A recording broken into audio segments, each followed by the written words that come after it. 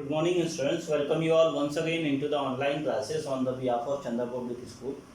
Today we are going to discuss about the your multiple form or modified form of the dihydric Mendelian dihydrid expression through the epistasis. Okay. So today lecture we will discuss about the epistasis and pleiotrophy. So the first topic of the today lecture is your dominance epistasis, or we can say that complementary gene.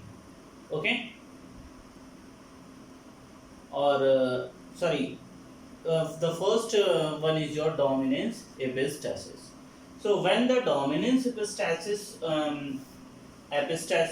in the dominance epistasis when the dominant alleles of the one locus, that is your A, let's suppose A produce a certain type of the phenotype regardless of the allelic condition of the other locus than the A locus, then other locus. So then the A locus said to be epistasis to the both locus C. For example, here if you see here, so the capital W is showing the dominant over the Y as well as all the allelic form. Okay, so here the capital W is your epistatic over the capital Y. Okay, so the hypostatic locus, that is your capital B or P, can be expressed only here the dominant allele A is able to express itself in the presence of either B or capital B or small b. That means here in this example, if we see, so the capital W can be able to express in the presence of either capital Y or small y. Okay, so the hypostatic locus, that is your capital Y or small y, can be expressed only when the genotype of the individual is a homozygous recessive at the epistatic locus. Means if you see here, so if we see here the epistatic at the epistatic locus, that means if the capital Y or small y can be expressed, their expression when the at the epistatic locus if the gene will be in the homozygous recessive form. Okay, though the genotype capital W, now A, small a, or either B, either A, capital B or small b, or we can say that capital W, small w, capital Y, small y, or we can say that the capital W, small w, any allelic form here you can assume here, or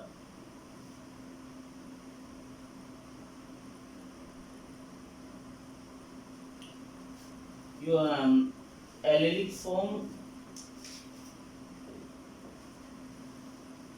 or the A or A dash BP produce the same phenotype, whereas when the at the epistatic locus the allelic form is in the recessive condition, as well as the both allelic and the epistatic and hypostatic both are the homozygous recessive form.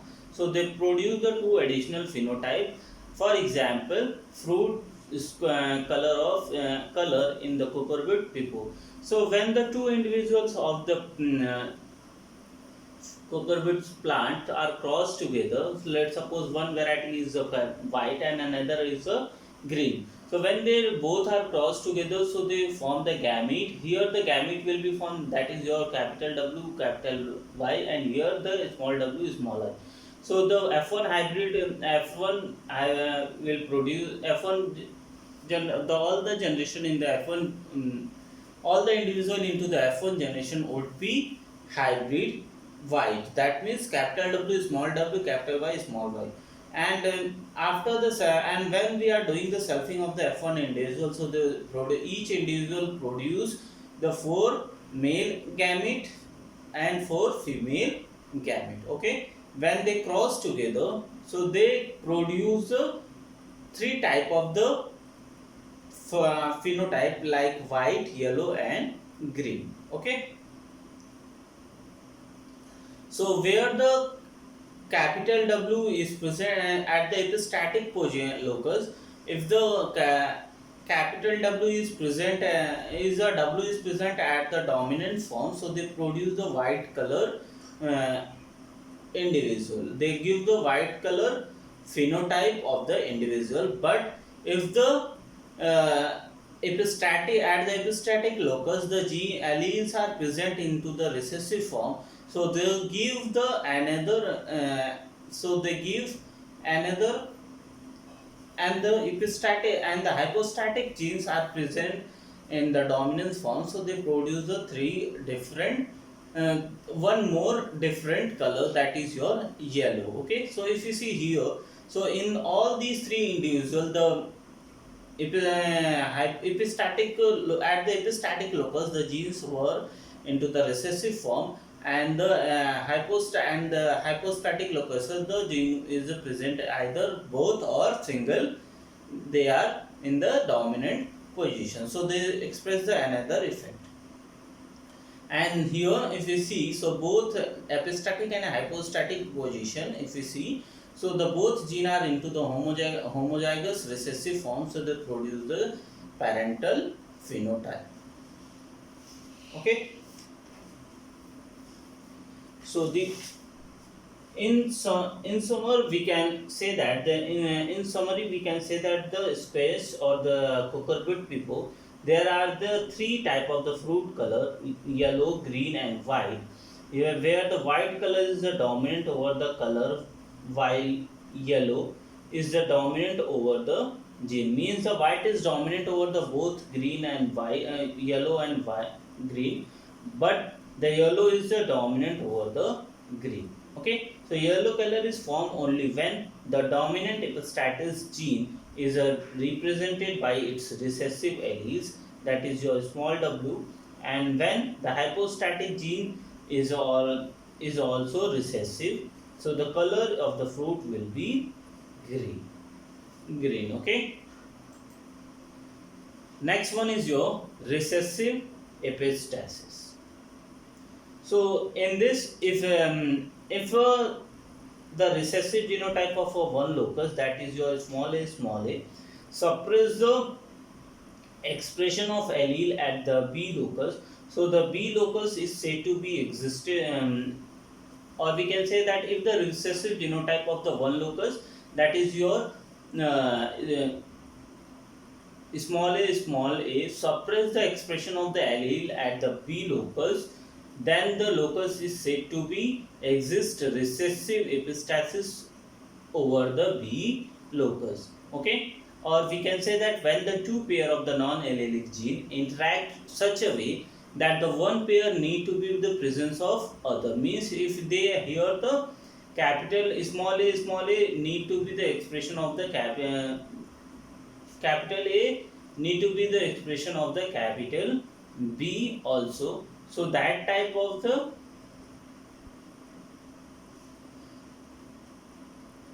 need to be others expression, but the second pair cannot produce their effect independently of their first pair, then these 2 pair of non-allelic gene is called your supplementary gene. Example is your coat color in mice. Here the dominance gene A when present along with the dominance gene B, so they produce the agouti coat color, means if you see here in the diagram, so the capital, if the capital A present with the capital B, so only then they can able to produce the agouti color. Okay, so the 1 2 in the all these 9 individuals they produce the agouti color due to the presence of capital A present with the capital B. Okay, dominant A present with the dominant B. When the gene B is for the black color, so absent, so the dominant B gives the albino variety. Okay, so whenever the capital B is present, so they give the albino color, albino color, and hence the A has no effect on its own but all the supplementary gene. If you see here in all these four, particularly in these three diagram, so three individuals, so here the capital A is present but the capital B is not present. So in this case the A is not able to give their expression, and that's why the A is called your supplementary gene in the both three individual, in all these three individual. Okay, here the A has a, and because of its supplementary gene B, it produces the agouti color, gold color.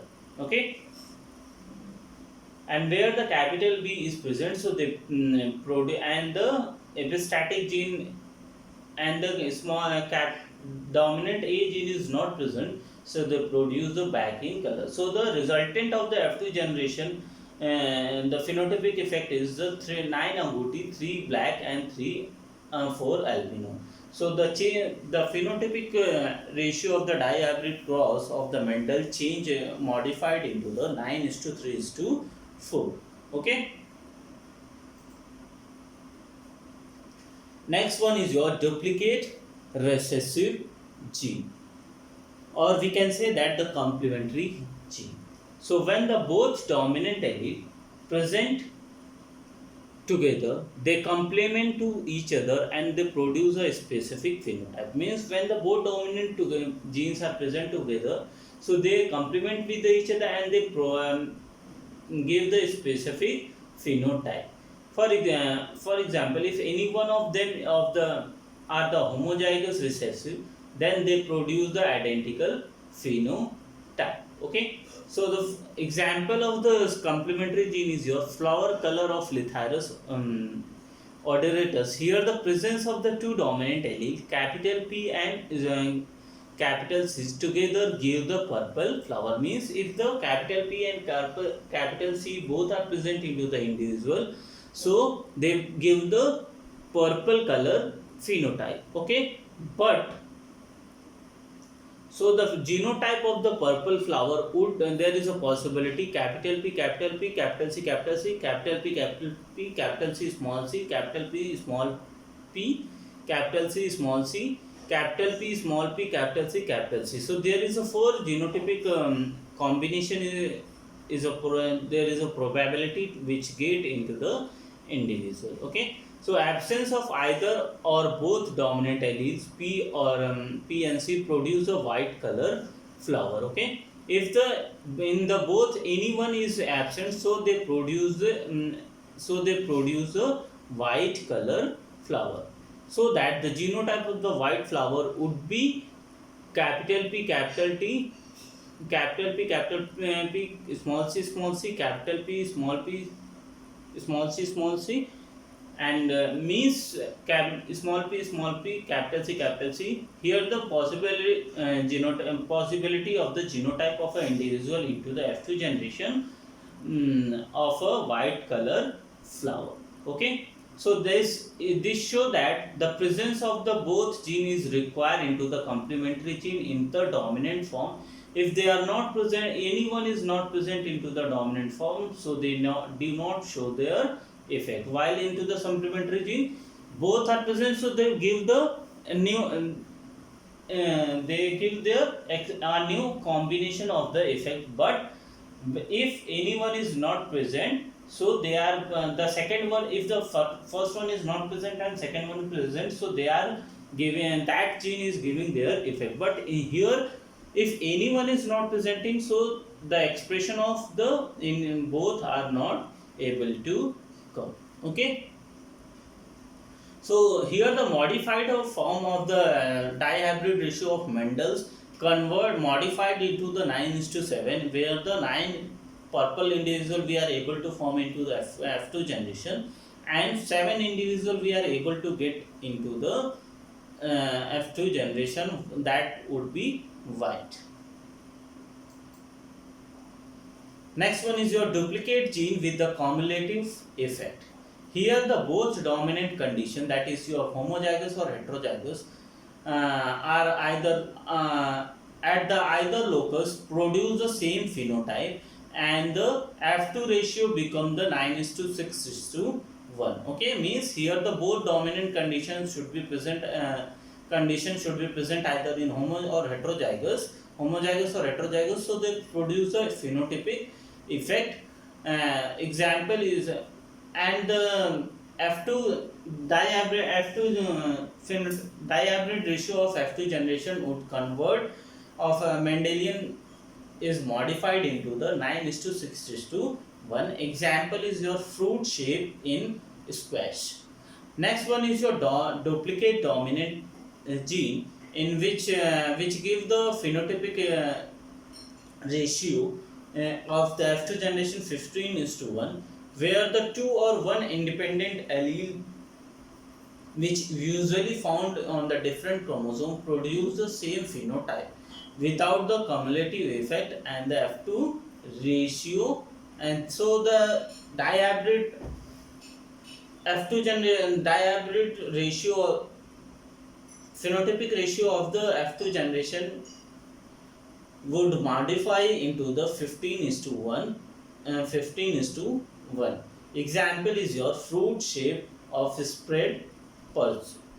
The last one is your dominant and recessive interaction, which give the F2 phenotypic ratio 13:3, and here the only the two phenotype result when the dominant genotype at the locus, that is your capital A, and the recessive genotype at the other locus, capital B, small b produce the same phenotypic effect. Okay, for example, the genotype capital A dot capital B or capital A dot small b and small a small b produce the one genotype, while the A capital B dot produce the another in the ratio, that is your 13:3. Example of the dominant and recessive interaction is your feather color of fowl. Okay, so next topic is your pleiotropic gene. So the pleiotropic, during the study of the inheritance in the pea plant, George Mendel made the several interesting observations regarding to the color of the various plant components. Especially the Mendel noticed that the plant with the colored seed coat always had the colored flower and the colored leaf axis. So axial of the part of the plant that attain the leaf or to the stem. So Mendel also observed here in his experiment that the pea plant with the colorless seed coat always had the white flower and the no pigmentation on their axil. Or in other words, we can say that the Mendel's pea plant seed coat color was always associated with the specific flower or axial color. So epistasis, we can say that today whatever we know, the Mendel observation were the result of the pleiotropy, or we can say that pleiotropy is a phenomena in which a single gene contribute to the multiple phenotypic trait. For example, the seed coat color gene denote with the small a was not only responsible for the seed coat color, but they also responsible for the flower and axial position. Okay, means one gene is responsible for the three different traits. When the one gene is responsible for the three different traits, so that type of the phenomena is called your pleiotropy. Okay, or in other trait term, we can say that in the gene that affect the okay.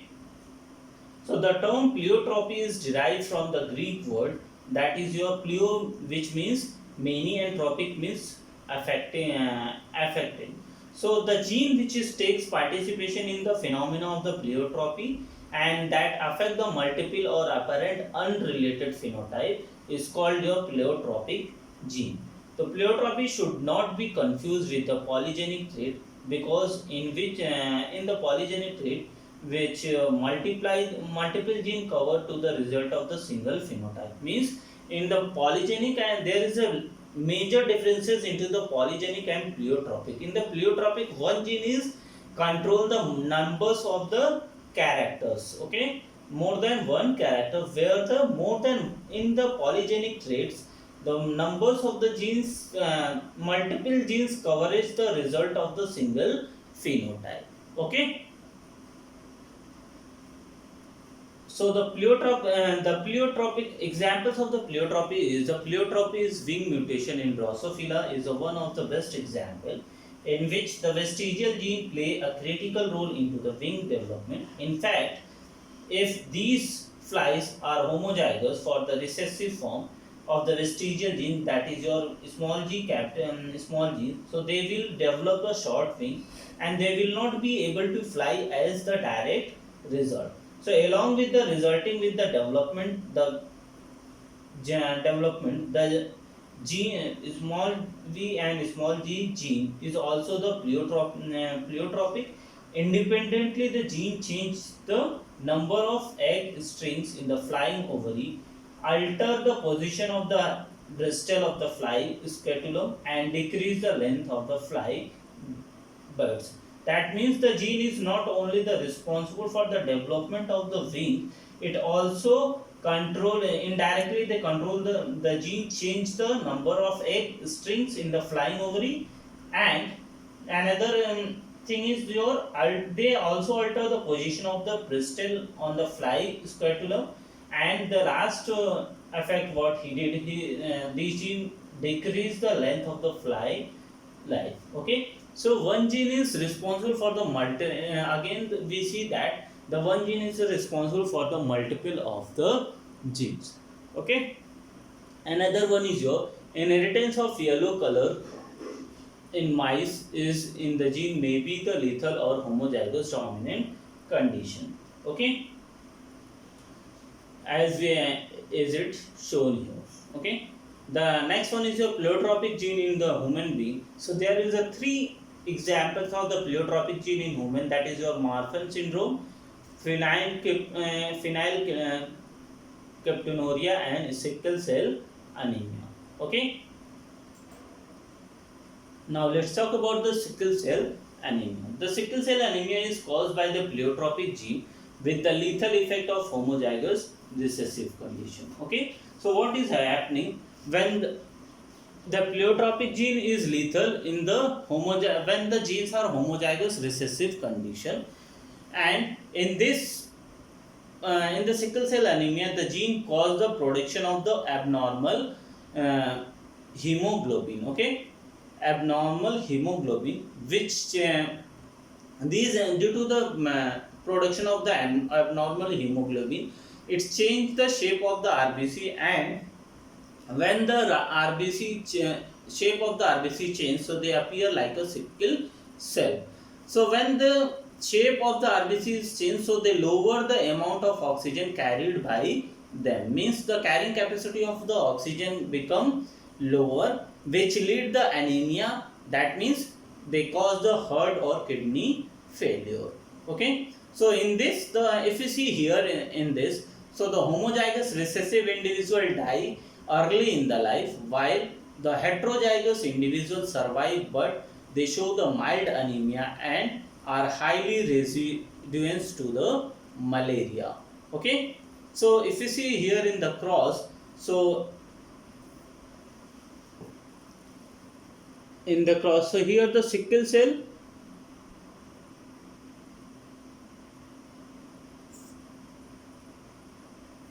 if you see here in the diagram, so we can generally we can understood easily how the sickle cell anemia is responsible. So if the genotype of the HbS is responsible for the hemoglobin S sickle cell anemia, while the HbA